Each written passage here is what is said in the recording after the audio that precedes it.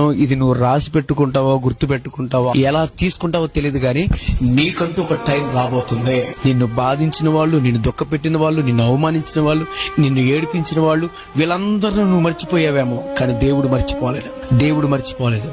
నిన్ను బాధ పెట్టిన వాళ్ళు, నిన్ను దుఃఖపెట్టిన వాళ్ళందరినీ దేవుడు గుర్తు పెట్టుకున్నాడు. అయితే నీకు చెప్తున్నాను, నీకు ఒక టైం రాబోతుంది.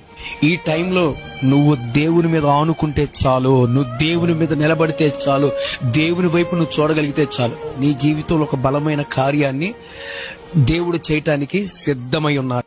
నవ్వినోళ్ళంత నీ ముందు కలను వంచేరు ఇక ముందు ఉందిలే దీవెనా.